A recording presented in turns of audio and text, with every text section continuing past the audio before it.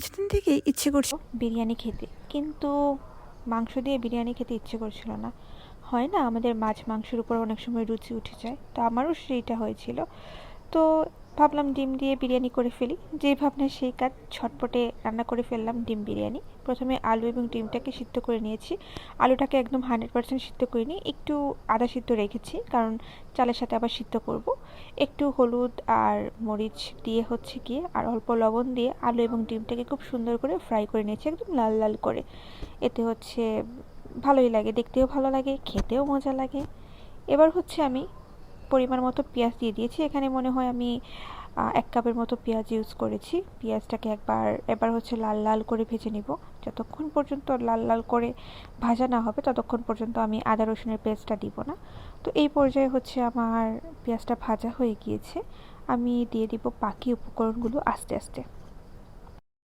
এখানে আমি দিয়ে দিয়েছি প্রথমে হচ্ছে 1 টেবিল চামচ হচ্ছে রসুন বাটা, আদা বাটা। এগুলোকে হচ্ছে আমি ভালো করে এবার ফ্রাই করব যতক্ষণ কাঁচা গন্ধ না যায়। এবার হচ্ছে তেজপাতা এবং দারচিনি আস্ত দিয়ে দিচ্ছি।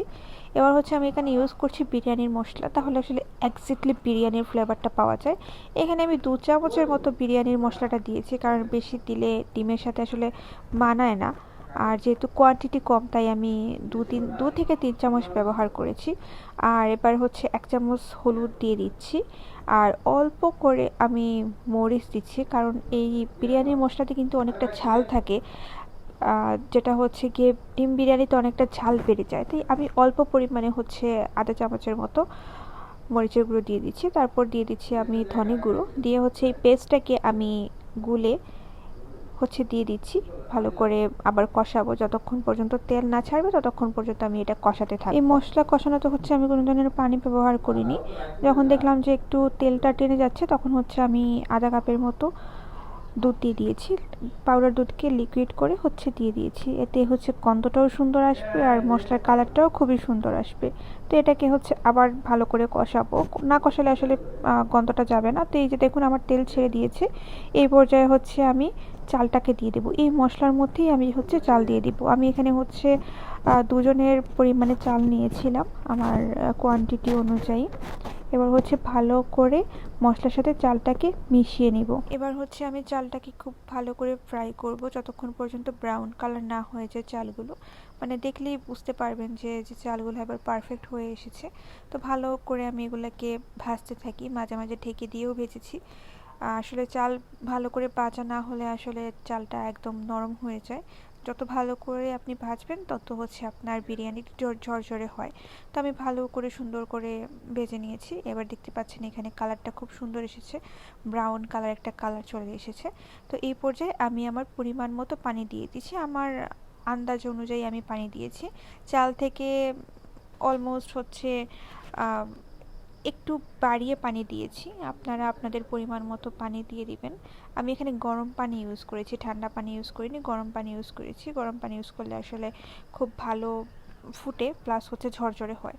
তো পানি দেওয়ার পর আমি হচ্ছে ডিম এবং আলুটাকে দিয়ে দিচ্ছি, কারণ যেহেতু আলুটা একদম পুরোপুরি আমি সিদ্ধ করিনি, এই পানিতে হচ্ছে আলুটাও সিদ্ধ হয়ে যাবে। এবং কাঁচামরিচের সাথে অ্যাড করে দিয়েছিলাম। এবার হচ্ছে এটা আমি অল্প আছে ঢেকে দিব যতক্ষণ পর্যন্ত একটু ভালো যতক্ষণ পর্যন্ত না ফোটে। তো এবার হচ্ছে লাস্ট পর্যায়ে আমি কি করলাম, একটু ঘি দিয়ে দিলাম যাতে একটা সুন্দর একটা ফ্লেভার আসে। তো ঘি দেওয়ার পরই হচ্ছে আমার রান্নাটা একদম কমপ্লিট। এখানে দেখতেই পাচ্ছেন যে আমার বিরিয়ানিটি একদম ঝরঝরা হয়েছে আর পানিও একদম পারফেক্টলি হয়েছিল। আমি চাল থেকে একটু বাড়িয়ে পানি দিই, অল্প বাড়িয়ে দিই, আধা কাপের মতো। এই যে আমার রান্নাটা এখন একদম কমপ্লিট। আপনারা চাইলে উপরে হচ্ছে ধনেপাতা একটু দিতে পারেন, বাট আমার বিরিয়ানিতে ধনেপাতার টেস্টটা ভালো লাগে না, তাই আমি স্কিপ করেছি। এবার হচ্ছে এটাকে আমি সুন্দর করে ডেকোরেশন করে নিব। বাসায় খাবো তো কী হয়েছে, সুন্দর করে নিজেকে প্রেজেন্ট করে খেতে হবে না? তো এবার হচ্ছে কাঁচামরিচ আর লেবু দিয়ে হচ্ছে আমি এটাকে রেডি করে ফেলেছি। আর সাথে হচ্ছে আমার ভাইয়া বানিয়েছিল খুবই টেস্টি একটা সালাদ, যেটা হচ্ছে সে নিজে বানিয়েছিল। আর ওর হাতের এই সালাদটা আসলে খুবই মজা হয়। তো এই যে সালাদ হচ্ছে আমি এখানে বেড়ে দিচ্ছি। তো আমাদের ভাই বোনের প্লেট রেডি। আর খেতেও খুবই মজা হয়েছিল, খুব টেস্টি হয়েছিল, মানে একদম বিরিয়ানি বিরিয়ানি ফিল লাগছিল। তো যাই হোক, আপনারাও বাসায় ট্রাই করতে পারেন, একদম ঝটপটে এটা রান্না করা যায়, সময়ও কম লাগে, খেতেও আসলে খুবই টেস্টি। এই যে আমি এখানে দেখেন আলুটাকে খুঁজছিলাম যে আমার আলুটা কই গেল। এবার হচ্ছে আলুটাকে ভেঙে, কারণ বিরিয়ানিতে আসলে আলু ছাড়া কোনো টেস্টই নাই, তো এবার হচ্ছে আলুটাকে ভেঙে একটু সালাদ, এখানে হচ্ছে মাছের ডিম ছিল, আর হচ্ছে বাকি উপকরণ দিয়ে আমি খুব মজা করে খেয়েছি। So thank you for watching this video.